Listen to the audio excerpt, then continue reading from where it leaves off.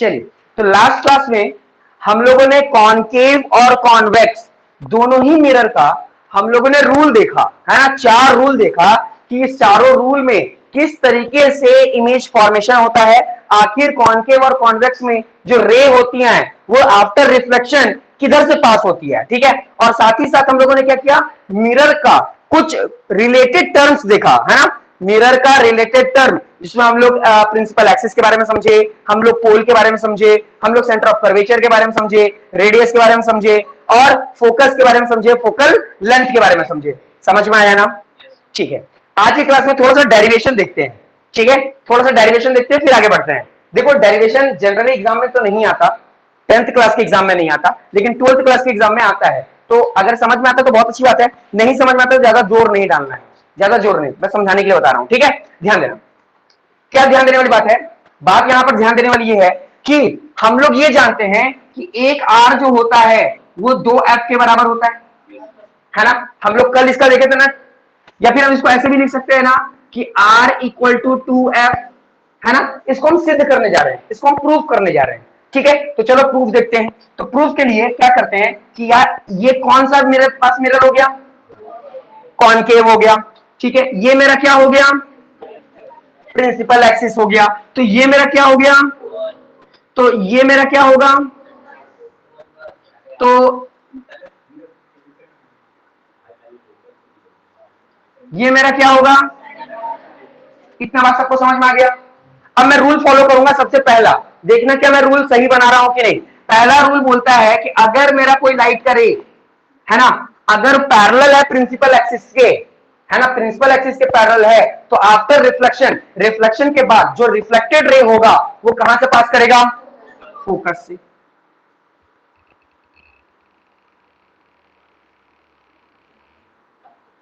थोड़ा सा टेढ़ा हो गया, समझ में बात समझ में आ गया।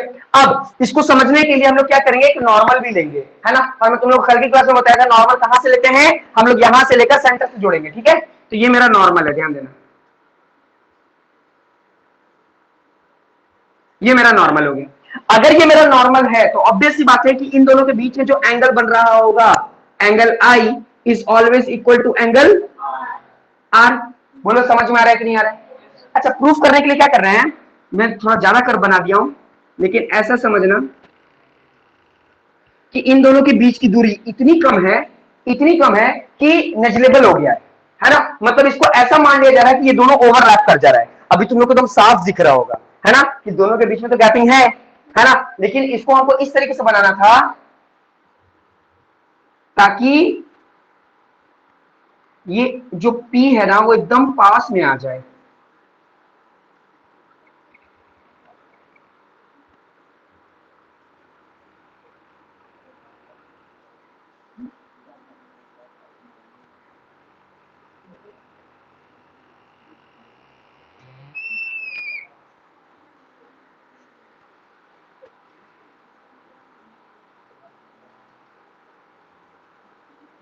इसको मैं O मान लेता हूं, ऐसा मान लेता हूं कि P और O की कोई बीच की दूरी इतनी कम है, इतनी कम है कि इनके डिस्टेंस को नापा ही नहीं जाएगा, इन दोनों को एक ही माना जाएगा। अब बोलोगे सर कि जब दोनों को सेम ही माना जा रहा है तो आप क्यों नहीं P ले लिए। इसलिए ले लिए क्योंकि यहां पर हमको 90 डिग्री कंसीडर करना होगा। बात समझ में आ रहा है। इन दोनों की P की वैल्यू, P और O की वैल्यू जो होगी वो एकदम एकदम क्लोज होगा, एकदम क्लोज है। इस फिगर में थोड़ा ज्यादा दिख रहा है लेकिन ऐसा समझ लेना बहुत ज्यादा क्लोज है ना। इतना क्लोज होता है जिसको हम लोग नापेंगे नहीं, ठीक है, नेग्लेक्ट कर देंगे, ठीक है। अब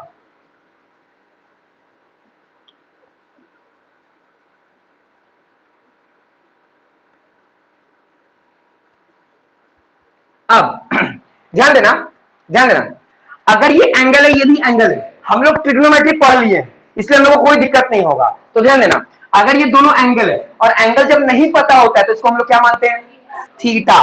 तो अगर ये थीटा तो ये भी थीटा। बात समझ में आ रहा है।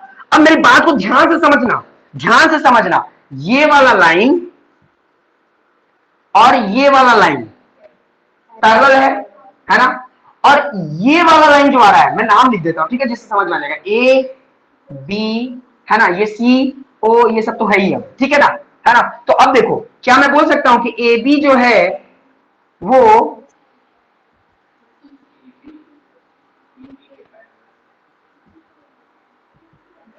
है ना एक्स वाई के पैरेलल है और बी से एफ की तरफ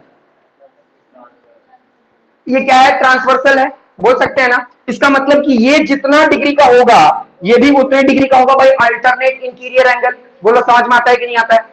लेकिन ध्यान देना यहां पर ये पूरा का पूरा कितना डिग्री का है, 2 डिग्री है, यानी 2 थीटा है। तो 2 थीटा इसका मतलब ये क्या होगा, ये होगा 2 थीटा के बराबर। बोलो समझ में आ रहा है कि नहीं आ रहा है। ध्यान देना यहां पर एक थीटा यहां पर है, एक थीटा यहां है, ये दोनों मिल गया, ये दोनों मिल गया तो क्या बन गया 2 थीटा।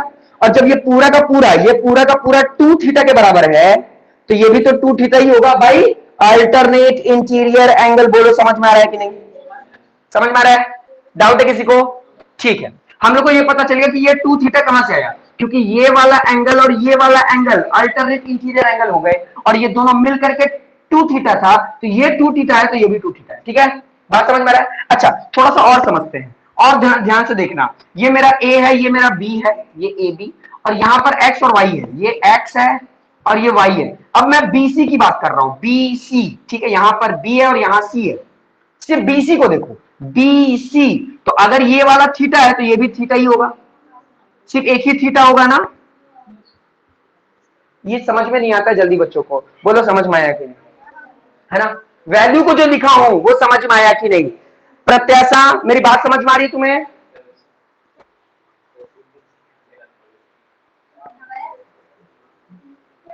आ गया, सभी को आ गया। अब्दुल समझ में आया, आगे समझ में सभी को आ गया। हाँ देखो, ये अगर थीटा है तो ये भी क्या होगा, थीटा ही होगा। रीजन क्या होगा, अल्टरनेट इंटीरियर एंगल। तो यहाँ पे देखो ये थीटा है तो ये भी थीटा होगा। अब बोलोगे सर ठीक है ये तो थीटा हो गया, तो ये थीटा क्यों नहीं हुआ, तो देखो ये पूरा का पूरा है, ये पूरा और ये पूरा ना अल्टरनेट हो रहा है, इसलिए ये 2 थीटा मिलकर क्या बन गया 2 थीटा, तो ये भी क्या हो गया 2 थीटा। बात समझ में आ रहा है। अब हम लोग ट्रिग्नोमेट्री पढ़कर आए हैं तो अब तुम लोग को समझ में आ रहा होगा कि हाइट एंड डिस्टेंस में यही वाला चीज पढ़े थे हम लोग। क्या पढ़े थे, हमारे पास देखो अगर मैं ट्रायंगल बनाऊं तो देखो मैं इस तरीके के ट्रायंगल की बात कर रहा हूं, है ना। यहां क्या है 2 थीटा और यह क्या है थीटा। बात समझ में आ रहा है ना। यहां पर इसका नाम है बी, यहां 90 डिग्री बना है, 90 डिग्री बना, क्यों बना है पता चला ना, 90 डिग्री इसलिए बनाना पड़ा, इसलिए बोलना पड़ रहा है कि ये दोनों पास में है। ठीक है, ये तो कर्व है, कर्व तो कभी 90 बन नहीं सकता, इसलिए जबरदस्ती ऐसा लाइन खींचा गया है और लाइन को बोल दिया गया है कि ऐसा लाइन मैंने खींचा है कि इन दोनों के बीच में इतनी कम दूरी है जिसको नापा नहीं जाएगा, है ना, नेगलेक्ट कर दिया जाएगा। बस यही कारण था कि 90 मिल जाए, और 90 मिलेगा तभी तो हम लोग क्या लगा पाएंगे, हम लोग ट्रिग्नोमेट्री का फॉर्मूला लगा पाएंगे। तो ये मेरा क्या है, ये मेरा O है, ये मेरा F है और ये मेरा C है। इतनी बात समझ पा रही है ना। थोड़ा सा मैथ को सॉल्व करते हैं, ठीक है, मैं ये को हटा देता हूं। ठीक है, तो सबसे पहले बात करते हैं बड़े वाले ट्रायंगल का, बड़े वाले ट्रायंगल का। तो in triangle B O F, ये थीटा है, तो थीटा अपोजिट वाला क्या होता है परपेंडिकुलर, और ये क्या होगा बेस। परपेंडिकुलर और बेस किसमें आता है, फिर से आ गया टेन थीटा, है ना, टेन थीटा। ठीक है, तो टेन थीटा का टेन थीटा, क्योंकि इस बार वैल्यू तो है नहीं, एक तरफ से समझ लो कि लास्ट क्वेश्चन 9.1 का है ना, कुछ वैसे ही है, लेकिन वो नहीं है पूरा। तो ये क्या हो गया हमारा बीओ,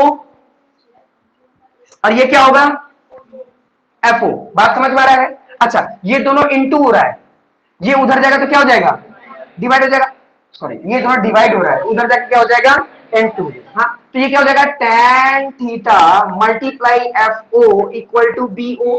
ये बोलो सिचुएशन वन बना कि नहीं बना, सबको समझ में आ रहा है कि नहीं जल्दी बताओ। ठीक है, अब मैं बड़े वाले ट्रायंगल की बात करता हूं। इन ट्रायंगल कौन सा बीओसी, बीओसी बड़ा वाला ट्रायंगल देखो, इसको फिलहाल के लिए भी हटा देते हैं। दिख रहा है बड़ा वाला ट्रायंगल, यहां थीटा है तो थीटा क्या अपोजिट वाला क्या होगा परपेंडिकुलर, तो ये क्या होगा बेस। तो इस बार क्या लेना हम लोग को tan थीटा, लेकिन यहां पर जो इसके पहले था वो 2 थीटा था ना, यहां 2 थीटा था tan 2 थीटा, tan 2 थीटा और tan 2 थीटा, समझ में आ रहा है ना। यहां पर मैंने देखो, ये देखो यहां पर 2 थीटा लिखा था, इसलिए मैंने यहां पर 2 थीटा लिखा है, बात समझ में आ रहा है। और जब बड़ा वाला ट्रायंगल लेंगे तो यहां पर क्या लेंगे हम, थीटा ही लेंगे। तो परपेंडिकुलर क्या है हमारा, बीओ और सीओ, और ये क्या होगा, tan थीटा। ये दोनों डिवाइड हो रहा होता है, क्या हो जाएगा, मल्टीप्लाई। तो tan थीटा, ये tan theta into CO equal to क्या हो गया, बीओ। बात समझ में आ रहा है कि नहीं आ रहा है। अच्छा इसको देखो, ये इक्वेशन 2 हो गया। अब ध्यान देना, दोनों का आरएचएस सेम है। जब दोनों का आरएचएस सेम है तो एलएचएस भी क्या होगा, सेम होगा। ठीक है, मैं इसको हटा देता हूं, इसकी जरूरत नहीं है। ध्यान देना, जब आरएचएस सेम है तो एलएचएस भी सेम होगा। तो tan 2 theta multiply by F O equal to tan, मैं पहले इसको लिखता हूं उसको, क्योंकि देखने में अच्छा लगेगा। देखो tan theta into C O equal to tan 2 theta into F O. बोलो समझ में आया कि नहीं आया। अच्छा ध्यान देना, tan से tan कट गया है ना, नॉर्मल समझो, क्या थीटा इंटू सीओ, यहां पे क्या हो गया 2 थीटा इंटू एफ ओ, है ना, समझ में आ रहा है कि नहीं है। अच्छा इस बार मैं थीटा से थीटा भी हटा दिया, है ना, यहां पर इंटू हो रहा था, इधर क्या हो जाता, डिवाइड हो जाता, तो क्या बचेगा, सीओ इक्वल टू सिर्फ 2 इंटू एफ ओ बचेगा, है ना, 2 इंटू एफ ओ, यानी CO equal to 2 F O. बात समझ में आ रहा है कि नहीं आ रहा है। सीओ, तो देखो सीओ है क्या, सीओ यानी अगर पूरा इसको देखा जाए तो ये तो रेडियस ही होता है ना, यहां से लेकर यहां, ये सेंटर ऑफ कर्वेचर और ये पोल, सेंटर ऑफ कर्वेचर और पोल। अब बोलोगे सर आप पोल क्यों मान रहे हो, ये तो ओ की बात हो रही है। मैं क्या बोला था, मैं ये बोला था ना कि जो ओ है वो एकदम पी पे सटा हुआ है ना, तो हम इसको सी पी भी बोल सकते हैं ना, बोल सकते हैं कि नहीं बोल सकते हैं। और इसको हम 2FP भी बोल सकते हैं ना, क्योंकि O जो है वो P के बराबर है एकदम, है ना, बात समझ आ रहा है। अच्छा देखो CP, CP ये पूरे सेंटर अगर देख बात किया जाता तो ये क्या होता, रेडियस होता, रेडियस इक्वल टू 2। और ये FP, FP क्या होता है, फोकस यानी फोकल लेंथ। हो गया ना प्रूफ, बोलो समझ में आया कि नहीं। यही तो प्रूफ करना था ना, R इक्वल टू 2F, इसी को बोलते हैं डेरिवेशन। ठीक है, 10 में आने का चांस बहुत कम है, लेकिन अगर आ गया तो मैंने जानता, क्योंकि मैं बता दिया हूं। हाँ वही करेंगे, बोलो समझ में आया कि नहीं आया, आ गया ना, नहीं समझ में आया, आ गया। प्रत्याशा,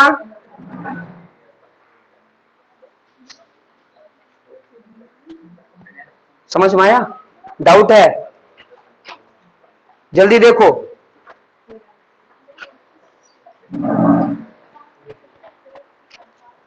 आई थिंक एस में भी होगा, देखो एस में है,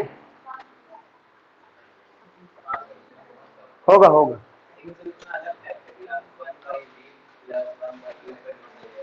वो तो डेरिवेशन है तो किसी से भी बनाया जा सकता है।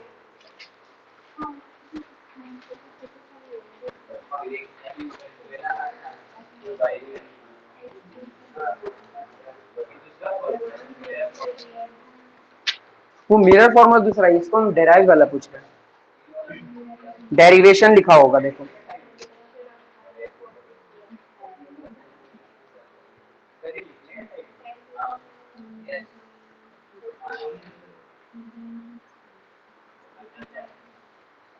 क्योंकि एनसीईआरटी में नहीं है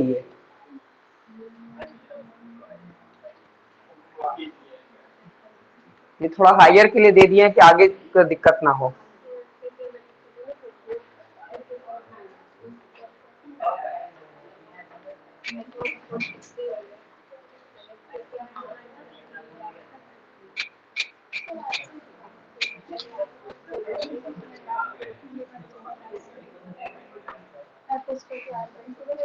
वो तो स्टेटमेंट लिखा है, डेरिवेशन ही है, होगा देखो ध्यान से,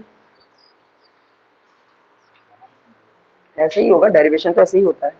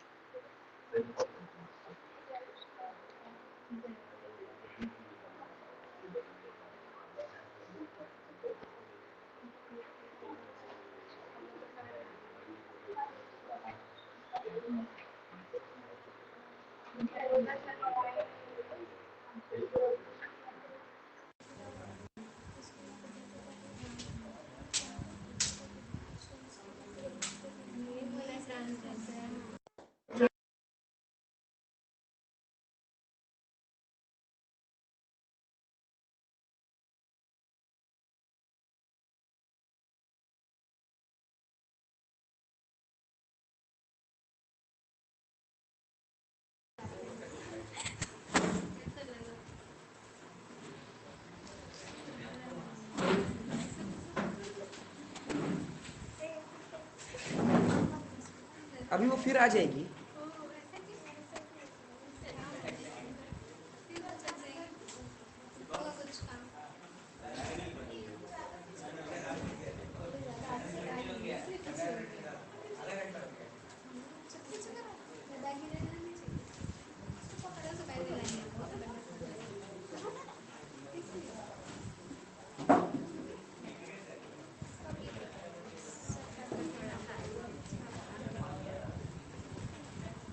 चलो ठीक ही हुआ तुम लोग पीछे कर दी, मेरा वो बंद नहीं रहा था, ऊपर नहीं दिख रहा था।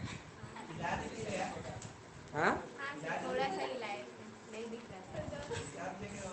हम कुछ नहीं हिलाए थे ना। आगे सबको समझ में मिला? नहीं मिला, कोई बात नहीं, मिलेगा तो बताना, कोई बात नहीं है। समझ गए ना, मिले ना मिले वो तो दूसरी बात है। समझ गए ना कि आखिर किस तरीके से ये आखिर फॉर्मूला आया कहां से, ये डेरिवेशन। अरे मेरे बुक में तो रहेगा ही, उसमें हम बोल रहे हैं चंद में। बात समझ में आया? डाउट है किसी को? आगे बढ़े, चलिए अब बहुत इंपॉर्टेंट चीज पढ़ेंगे। ये वाला तो डेरिवेशन की टेक्निकल है। मिटा देना।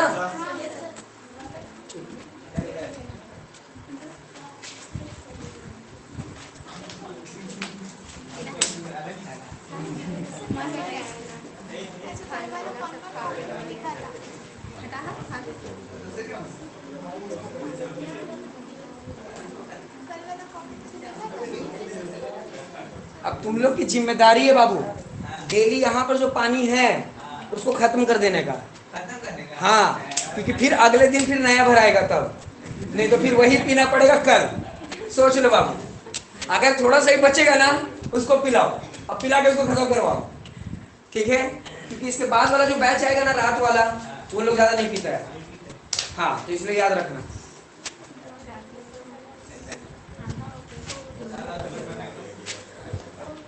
चलिए पढ़ाओ ना आगे।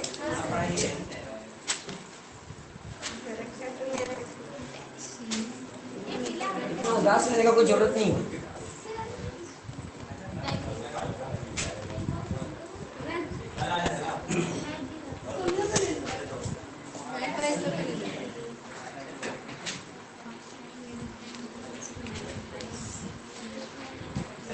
चलिए अब हम लोग नेक्स्ट टॉपिक देखेंगे, image formation. Image formation by concave mirror.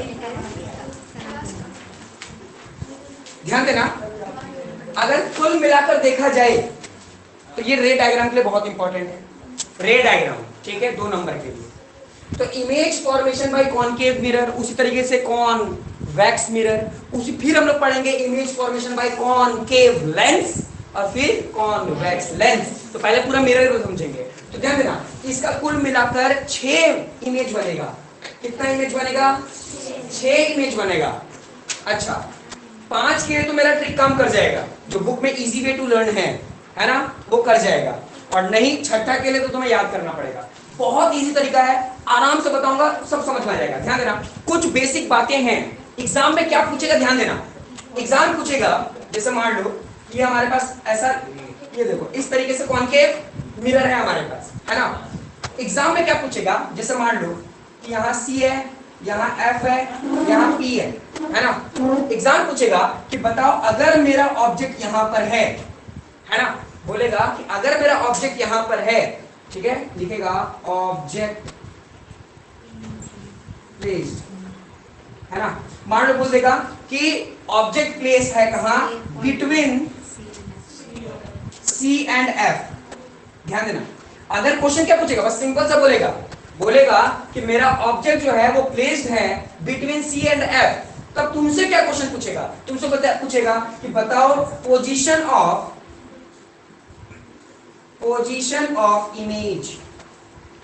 Image का पोजीशन क्या होगा, इमेज का पोजीशन क्या होगा। अच्छा, सिर्फ इतना ही पे नहीं रुकेगा, फिर वो पूछेगा कि बताओ कि नेचर ऑफ इमेज क्या होगा, नेचर ऑफ इमेज क्या होगा। अच्छा सिर्फ इतने पे नहीं रुकेगा, वो पूछेगा size of image, size of image. तो कुल मिलाकर 4 चीज होता है। पोजीशन ऑफ ऑब्जेक्ट लिख देते हैं,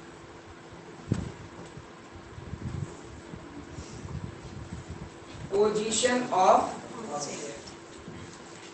ऑब्जेक्ट। एग्जाम में क्या करेगा, ये फिगर भी नहीं बनाएगा, सिर्फ ये स्टेटमेंट लिख देगा, है ना, स्टेटमेंट लिख देगा कि श्याम नाम का पर्सन था, वो एक ऑब्जेक्ट का पोजीशन देखा, उस ऑब्जेक्ट का position between C and F था, ठीक है।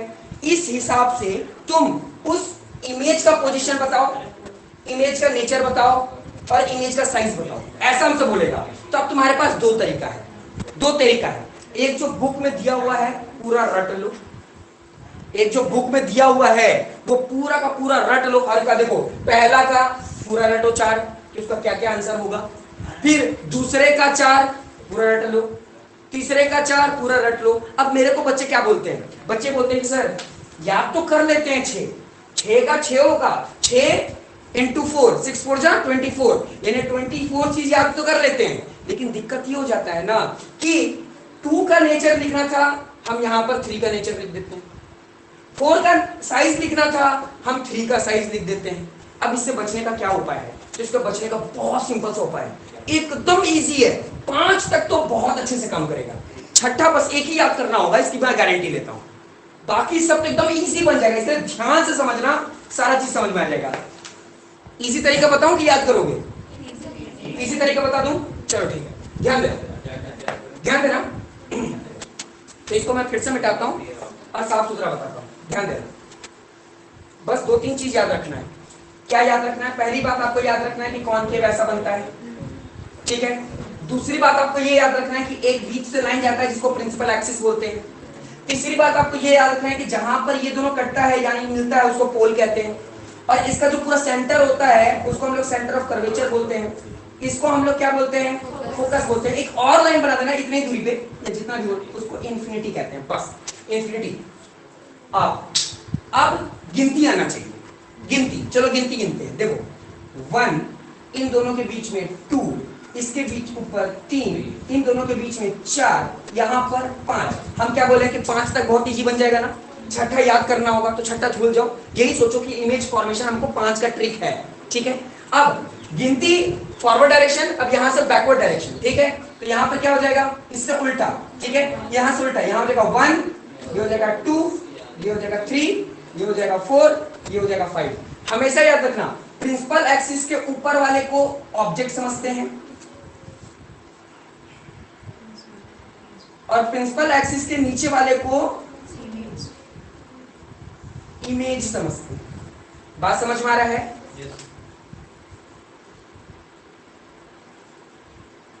हमको आसान सुनाई दे रहा है।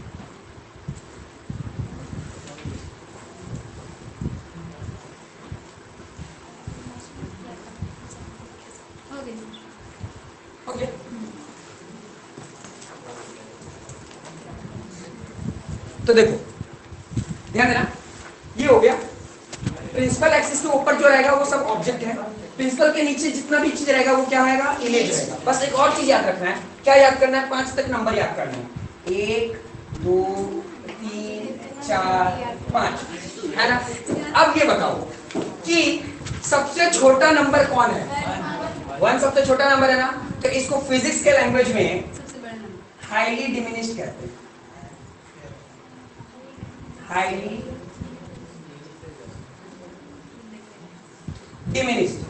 अच्छा 1 से बड़ा कौन होता है, 2, तो हाईली डिमिनिश्ड से जो थोड़ा सा बड़ा होता है उसको हम लोग डिमिनिश्ड कहते हैं।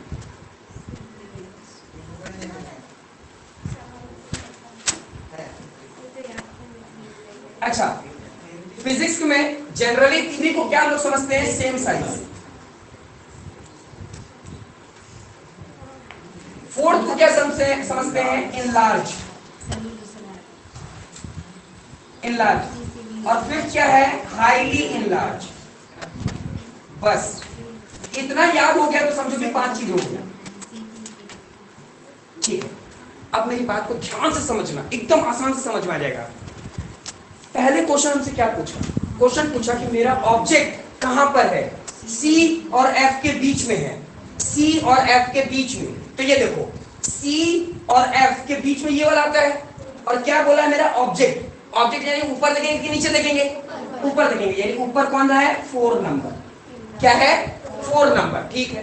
तो 4 को 4 से मिलाना है, तो 4 को ऊपर वाले 4 को नीचे वाले 4 से मिलाएंगे, तो ऊपर वाले 4 को नीचे वाले 4 से मिला दिए ना। अब ये 4 कहां आ रहा है, ध्यान दो, ये आ रहा है इंफिनिटी और C के बीच में, है ना, इंफिनिटी और C के बीच में। तो आप आंसर 2 लिख सकते हो, आप लिख सकते हो बिटवीन C एंड इंफिनिटी, ठीक है। या फिर आप इसको बियॉन्ड C भी बोल सकते हो, क्योंकि C के पीछे है ना, C के पीछे है, इसलिए इसको क्या बोल देंगे, बियॉन्ड C। दोनों में से जो भी लिखो। अच्छा दूसरी बात, ये देखते हैं साइज, साइज क्या होगा, तो ये 4 नंबर है ना, 4 नंबर, देखो 4 नंबर क्या होता है, इनलार्ज, तो आंसर क्या हो जाएगा मेरा, इनलार्ज। बात समझ में आया। अब एक बहुत इंपॉर्टेंट बात, क्या, नेचर, मतलब इमेज कैसा दिखेगा। अब थोड़ा सोच करके देखना, मेरा देखना, मेरा इमेज यहां बन गया, मेरा इमेज यहां बन गया, ठीक है, इमेज यहां बन गया है। समय तुम बताओ, ये जो इमेज यहां बना है ये मिरर से पहले बन गया है, मिरर से पहले बन गया है, रियल की वर्चुअल, रियल, रियल है ना। अच्छा ऊपर रहता है तो सीधा, नीचे रहता है तो उल्टा, उल्टा को इंग्लिश भाषा में क्या बोलते हैं, इनवर्टेड। तो क्या होगा, रियल एंड इनवर्टेड, क्योंकि नीचे इमेज है, यानी इमेज किधर बनेगा, इधर बनेगा। अगर मेरा ऑब्जेक्ट इधर रहेगा तो मेरा इमेज देखो, एरो देखो कहां बनेगा, है ना, रियल मतलब मिरर से पहले और उल्टा। अब तुम लोग बुक में आंसर चेक करो, बुक का आंसर चेक करो कि क्या position of image beyond C या फिर बिटवीन C एंड इंफिनिटी है कि नहीं। हाँ बात समझ में आ रहा है। दूसरा साइज, नेचर देखो, नेचर रियल इन्वर्टेड है कि नहीं है ना, रियल इन्वर्टेड। अच्छा size of the image, image of the size क्या है, इनलार्ज है, बोलो है कि नहीं है ना, नहीं समझ में आया, नहीं है ना, समझ में आया।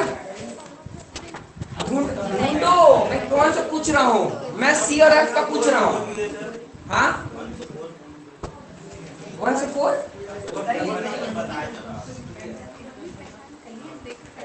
मैं पूछ रहा हूं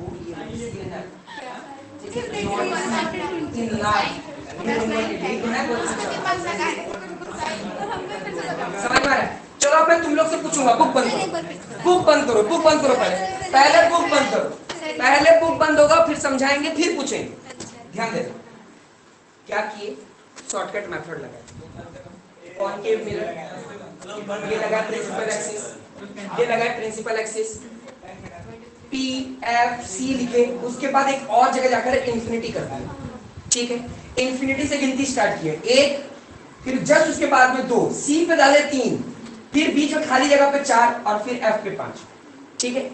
अब इसी का उल्टा कर दी, है ना, 1 2 3 4 5, यहाँ पे यहाँ से गिनती था, यहाँ से गिनती स्टार्ट की। बात समझ में? ऊपर वाले को ऑब्जेक्ट समझते हैं, नीचे वाले को इमेज समझते हैं, ठीक है। अब मेरी बात को ध्यान से समझना। क्वेश्चन हमसे क्या पूछा, ध्यान देना। क्वेश्चन हमसे पूछा कि बताओ अगर मेरा ऑब्जेक्ट अगर फोकस पे है, एट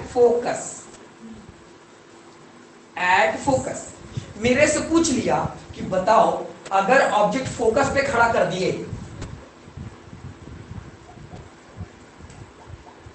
है ना, अगर मेरा ऑब्जेक्ट फोकस पे खड़ा हो गया है, सपोज दैट, ठीक है, फोकस पे खड़ा है, तब मेरा इमेज कहां बनेगा, मेरा नेचर क्या होगा और मेरा साइज क्या होगा। तो हम क्या किए, हम देखे कि फोकस पे कौन सा नंबर होता है, 5, तो 5 को 5 से मिलाए, तो 5 का 5 कहां मिला, इंफिनिटी के पास, तो आंसर लिख देंगे एट इंफिनिटी। कितना बात समझ में आया?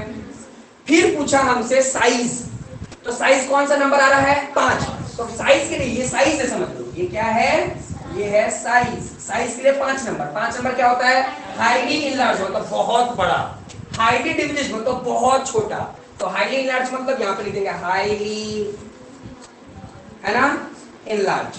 बात समझ में आ गया? अब हमसे क्या पूछा, नेचर पूछा है, तो नेचर में पहले देखेंगे रियल की वर्चुअल, क्योंकि वो इमेज ही ना रियल और वर्चुअल होता है। तो ये कहां बना है, यहां पे बन गया है, तो बना होगा नीचे की तरफ भी बना होगा, तो मिरर के पहले ही बन गया, क्या बना, इमेज बन गया, पहले ही बन गया, तो इसका मतलब रियल, और रियल के साथ हमेशा क्या रहता है, इन्वर्टेड, मतलब नीचे की ओर बना हुआ है ना, इसलिए क्या हो गया, इन्वर्टेड। आंसर चेक करो, ये वाला आंसर, मेरा आंसर चेक करो, मेरे को आता है कि नहीं, सही है, समझ में आ रहा है कि नहीं, समझ में आ रहा है ना? अब मेरे से सवाल जल्दी से करो, कोई सवाल है, हो गया, सबको समझ में आ गया, तब हम सवाल करेंगे। Highly enlarge, 5 number highly enlarge, 5 number लिखा तो है, ये देखो ना, 5 से 5 समझे ना,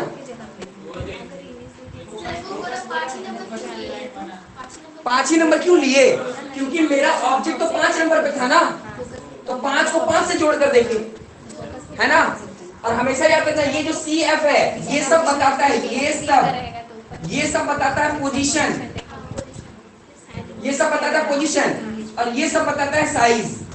1 2 3 4 क्या बताता है, साइज बताता है, और ये जो इंफिनिटी है, ये C है, ये जो F है, ये क्या बताता है, पोजीशन। बात समझ में आ रहा है? चलो अब मेरा क्वेश्चन ध्यान देना,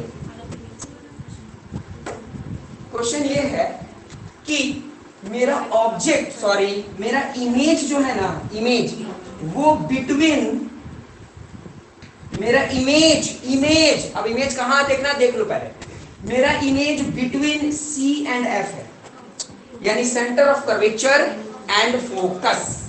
ऑब्जर्व कर लो अच्छे से, कर लिए, सभी लोग कर लिए, ठीक है। मेरा इमेज है, ध्यान देना, इमेज में इस बार हम तो हमेशा ऑब्जेक्ट देख रहे थे, इस बार इमेज ले लिया, ठीक है। इमेज हमारा क्या है, between C and F। Sania, object कहां होगा,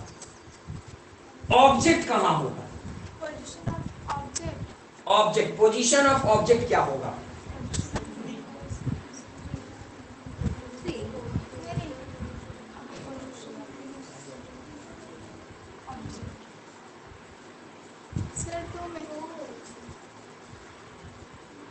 बताओ नूर सबा,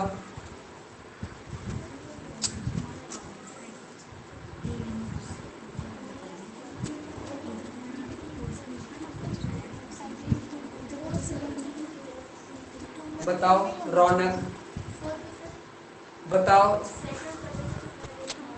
हाँ ये बोलो, 2 3 क्या होता है, 2 3 कुछ नहीं होता है, वो तो तुम लोग को ट्रिक बताया गया, वहां 2 3 लिखोगी, वहां लिखना होगा। अच्छा इसको बोलते कैसे, मैं बताता हूँ, इसको बोलेंगे बियॉन्ड सी, या फिर बिटवीन इंफिनिटी एंड C। बात समझ में आ रहा है? 2 3 कुछ नहीं होता है, ठीक है, सभी लोग समझ लो। सानिया, 2 या 1 जो भी समझो। नेचर ऑफ इमेज क्या होगा? Real and inverted. सिंपल सी बात है, क्योंकि 2 का 2 से मिला दिए और इमेज यहीं पर बना हुआ है, इमेज यहां पर यानी मिरर के पहले बना हुआ है, मिरर के पहले बना हुआ है तो रियल और नीचे भी है तो इन्वर्टेड। ठीक है, ये समझ में आ गया। ठीक है, मुबारक। साइज क्या होगा मेरा इमेज का? इमेज का मेरा साइज क्या होगा?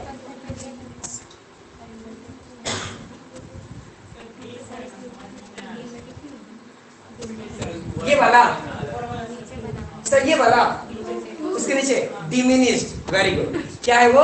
डिमिनिश्ड। डिमिनिश्ड यानी सबसे छोटा नहीं, छोटा। डिमिनिश्ड का मतलब होता है छोटा। बोलो समझ में आ रहा है कि नहीं? यहां तक तुम लोग आंसर सही दिए, आंसर तुम लोग सही दिया। अब बोलो पहचान पा रहे हो कि नहीं पहचान पा रहे हो? पहचान पा रहे हो ना? अब थोड़ा सा और ना लेवल अप करते हैं। ठीक है, लेवल अप करते हैं। ठीक है, इस केस में ध्यान देना, मेरा इमेज जो है ना, इमेज वो सेम साइज है, सेम साइज। फैजान, मेरा इमेज कहां होगा?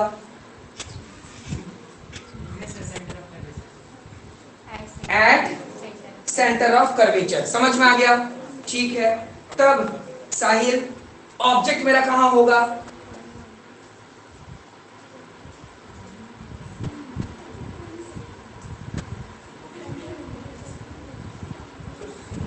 हाँ, वेरी गुड, एट सी पर ही होगा, क्योंकि 3 और 3 दोनों वहीं पर है। बात समझ में आ रहा है? सकीना, तो नेचर ऑफ इमेज क्या होगा?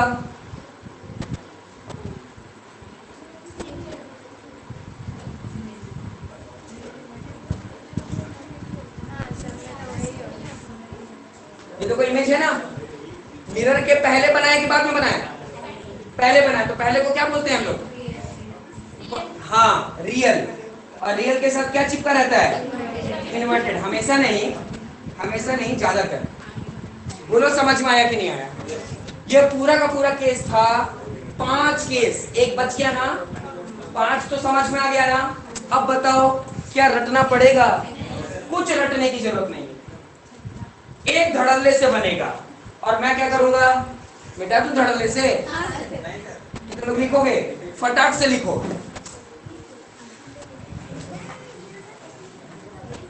जिसके पास बुक है वो मत लिखो, उसको लिखने की जरूरत नहीं है। अगर लिखना चाहते हो तो लिख सकते हो, कोई दिक्कत नहीं। आपके एसचान बुक में भी है।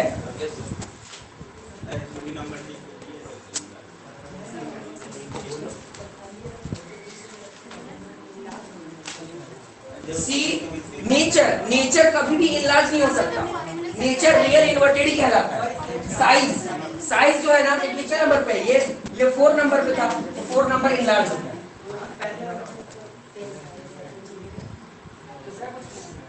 हम ये वाला थोड़ी ना पूछे थे, वो तो ये था 2 वाला पूछे थे, वो तो इमेज हमने पूछे थे, सी और एफ। इमेज ना, तो उसका ऑब्जेक्ट तो यहाँ ना बनेगा। समझ में आया? हाँ, प्रत्याशा,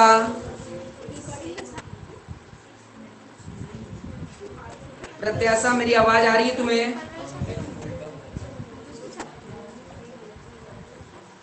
तुम बोल रही हो लेकिन मेरे को आवाज नहीं आ रहा है।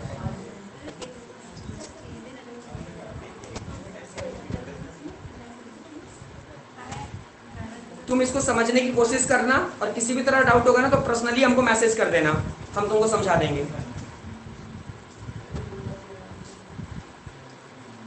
तुमको समझ में आ गया बाबू? बहुत अच्छी बात। तुम दोनों को, तुम तीनों को देखो कि नहीं है, आएगा ये पर।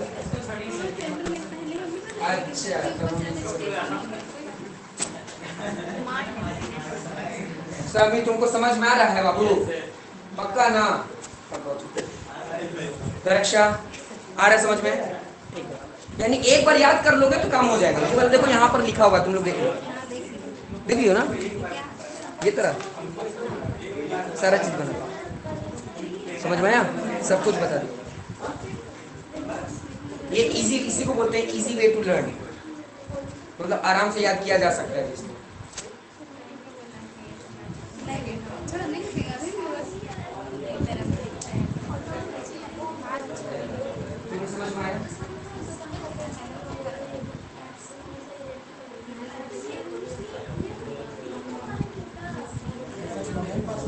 सब पता है। हाँ, तो लिख ले। कुछ हो मुबारक, समझ में आ रहा है? तुम नहीं लिख रही हो?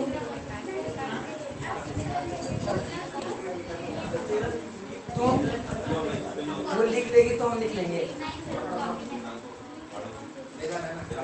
कॉपी डेली लेकर आना है। तो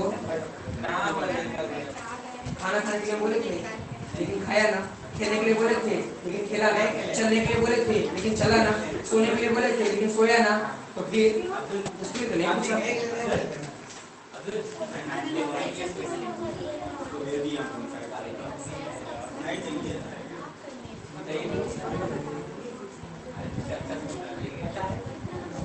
लास्ट वाला सिक्स्थ केस देख लो। सिक्स्थ केस में क्या हो रहा है? सिक्स्थ केस में देखना, इमेज यहाँ बन रहा है और बहुत बड़ा बन रहा है ना? सिक्स्थ केस कहाँ होता है देखो। अच्छा,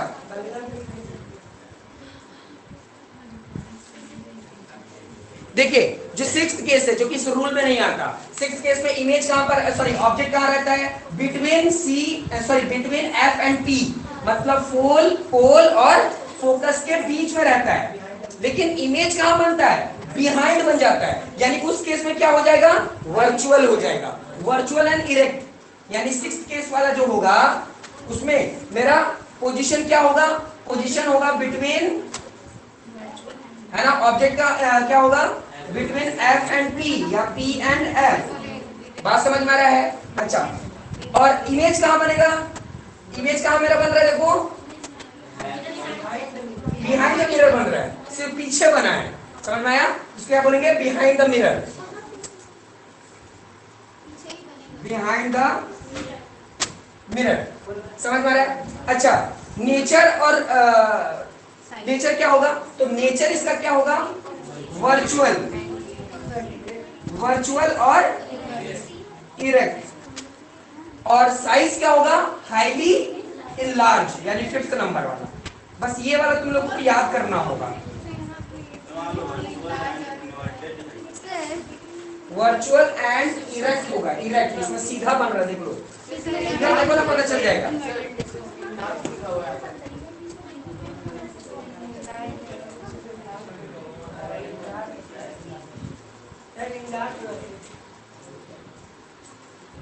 सिक्स्थ वाला ना?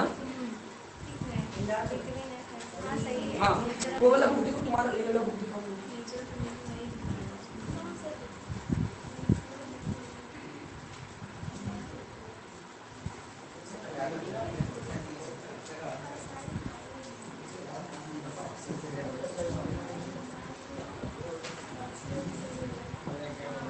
इनलार्ज होगा और यही होगा, इरेक्ट ही होगा। यहाँ हाईली नहीं होगा, बस इनलार्ज होगा। इसको सही कर लो, उसको सही कर लो, उसको सही कर लो। यहाँ से इनलार्ज होगा, यहाँ वर्चुअल और इरेक्ट ही होगा, वहां इरेक्ट होगा। हाँ, यहाँ इरेक्ट, इन्वर्टेड होकर उल्टा। लेकिन ये तो क्या बन रहा है? ये तो सीधा बन रहा है ना। सिक्स्थ केस में सिर्फ आपको याद रखना है, लेकिन 5 केस ही जनरली एग्जाम में आता है, करना सब याद है लेकिन। ठीक है, बात समझ में आ रहा है कि नहीं? आ रहा है समझ में सभी को? देखो फिगर देखो, सब समझ में आएगा कहाँ बन रहा है। 2 लाइन को मिलाओगे तो किस तरीके से बनेगा देखो। हाँ, तो मैग्नीफाइंग का मतलब क्या हुआ? इन लार्ज, बड़ा।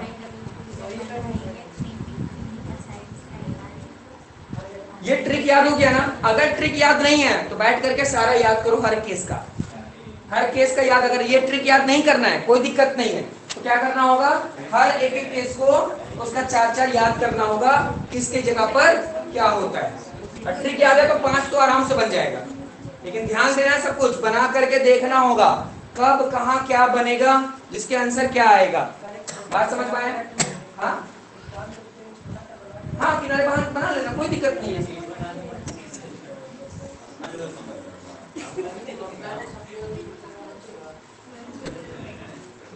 चलिए ये देखो कॉनकेव में 6 बनता है, लेकिन कॉन्वेक्स में सिर्फ 2 ही बनता है, उसको भी देख लो, उसका कोई ट्रिक नहीं है, उसको भी याद करना पड़ेगा। देख लो कॉन्वेक्स का सिर्फ 2 ही बनता है। और अगर मिरर है ना तो एग्जाम में ज्यादातर कॉनकेव ही पूछता है, नसीब खराब है तब कॉन्वेक्स पूछेगा। ज्यादातर अभी तक जब जितना भी देखा हो ना सब में कॉनकेव ही पूछा है, लेकिन देख लेना फिर भी।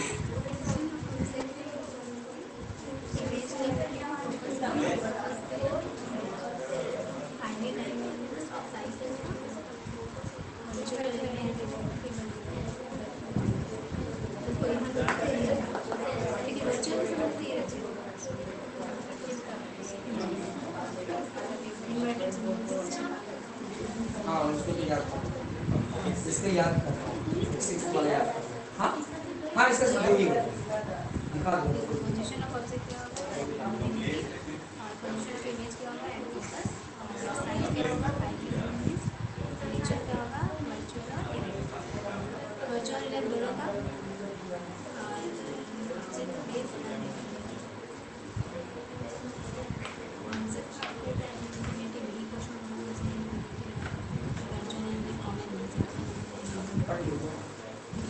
नहीं पड़ेगा ना।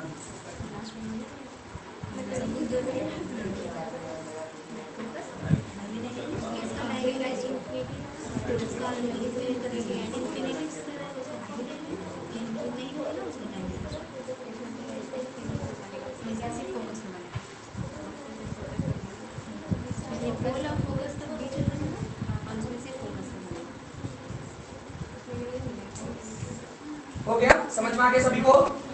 आगे पढ़ाएं, पढ़ लिए ना? कॉनकेव कॉन्वेक्स देख लिए ना? कोई डाउट है किसी को? आ गया ना समझ में? पक्का? ठीक है।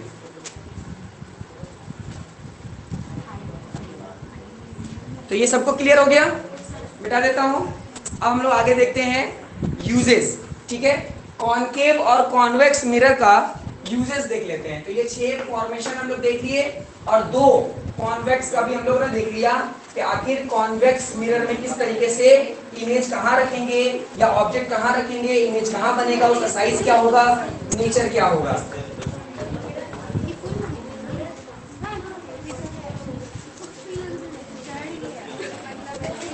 अब यूजेस है ना, uses of concave and convex mirror है ना, कहां कहां हम लोग इसको यूज करते हैं वो हम लोग देखते हैं। ठीक है, पढ़ ली? ठीक है, चलिए पहले हम लोग यूज देखेंगे किसका? पहले यूज देखेंगे हम लोग कॉनकेव का, कि कॉनकेव मिरर को हम लोग कहां कहां यूज करते हैं। तो सबसे पहले देखो क्या लिखा हुआ है, a concave mirror is use as a reflector in torch, है ना। टॉर्च में हम लोग इसको यूज करते हैं रिफ्लेक्शन के लिए। सर्च लाइट, जो सर्च लाइट होता है उसमें भी हम लोग क्या करते हैं, इसका यूज करते हैं। हेडलाइट ऑफ मोटर व्हीकल्स, है ना, हेडलाइट जो गाड़ी का हेडलाइट होता है ना, वहां पर हम लोग किसका यूज करते हैं, कॉनकेव मिरर का। बात समझ में आ गया ना?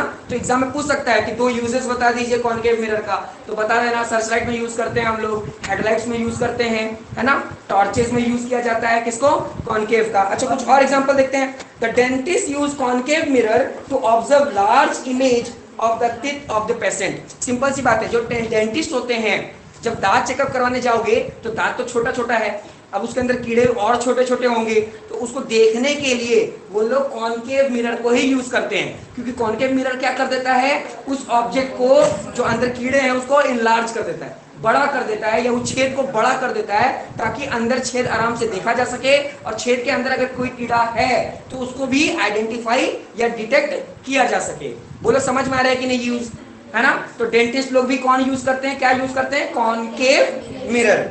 नेक्स्ट क्या देखो लिखा हुआ है, a concave mirror is used as a doctor head mirror to focus light on the part of देखो। अच्छा बहुत सारी जगह देखो ना, अगर डॉक्टर लोग होते हैं ना अपने सर पे ना एक टॉर्च जैसा लगा के रखते हैं, है ना, किसी का आंख देखने के लिए या ऑपरेशन करने के लिए यहाँ पर लगा कर रखते हैं, देखे हो तुम लोग कभी, है ना, टीवी में जरूर देखे होगे, है ना। तो ये भी उसका यूज है। कॉनकेव जो मिरर है वो जो डॉक्टर लोग हैं वो लोग यूज करते हैं, किसी का आंख देखना है, नाक देखना है ना।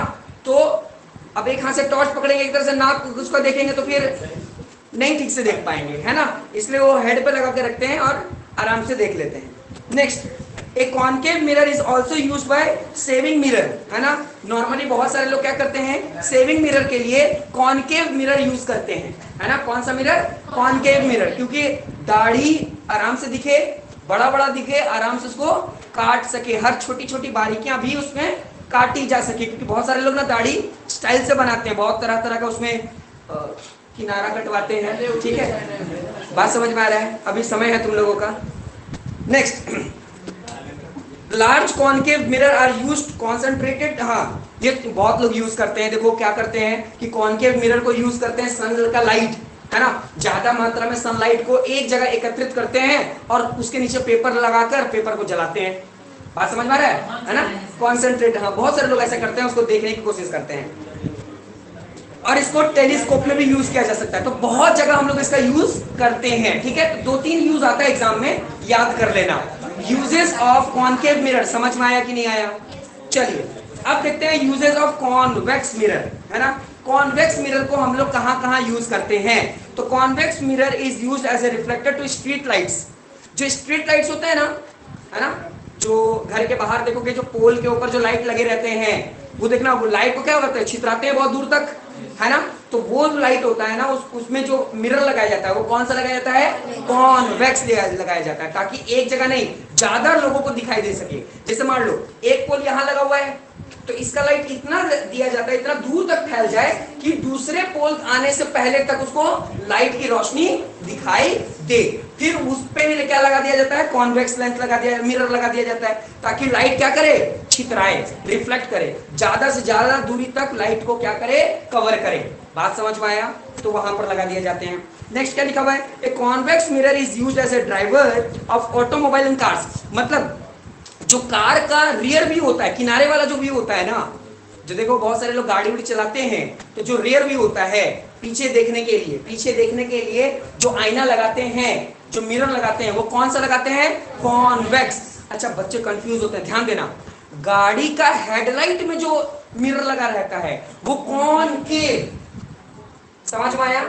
और गाड़ी के जो साइड में उसका कान के जैसा निकला रहता है, गाड़ी का कान के तरफ जो रहता है ना, या आगे रहता है, बात समझ में आ रहा है? तो वहां जो मिरर रहता है वो कौन सा रहता है, कॉन्वेक्स। समझ में आ रहा है कि नहीं आ रहा है? आ रहा है समझ में? याद कर लीजिएगा। नेक्स्ट, बिग कॉन्वेक्स, हाँ convex mirror is used as a security mirror, है ना। सिक्योरिटी मिरर के लिए भी बड़ा बड़ा लाइट लगा रहता है, ठीक है। कुछ 2-3 एग्जांपल इसका यूजेस याद कर लीजिएगा, है ना। ट्रैफिक सिग्नल्स में भी बड़े बड़े जो लाइट लगे रहते हैं, है ना, बड़े बड़े, देखना ये महावीर चौक में बीच में, एकदम बीच में बड़ा सा लाइट लगा के रखे हैं, है ना, कि ज्यादा दूर तक एरिया कवर करे। तो उसके अंदर जो मिरर लगा के रखा गया होगा वो कौन सा मिरर होगा, कॉन्वेक्स मिरर, ताकि लाइट क्या हो, स्कैटर हो, छितराए, ज्यादा दूर तक जाए। क्योंकि हम लोग जानते हैं कॉन्वेक्स मिरर जो होता है वो क्या होता है, डाइवर्जिंग, है ना, छितराना। और जो कॉनकेव मिरर होता है वो क्या होता है, कन्वर्जिंग, मतलब अंदर की ओर आना। बात समझ में आ रहा है कि नहीं आ रहा है? समझ में आ गया? तो ये कुछ यूजेस हैं, है ना, कॉनकेव और कॉन्वेक्स के, जो कि आपको समझना है, ठीक है। तो आज का क्लास इतना ही है। नेक्स्ट क्लास में यानी कल की क्लास में हम लोग साइन कन्वेंशन पढ़ेंगे और उसको ध्यान से समझने की कोशिश करेंगे। तुम लोग को समझ में आया ना? ठीक है, फिर आज का क्लास इतना ही। हाँ बोलो।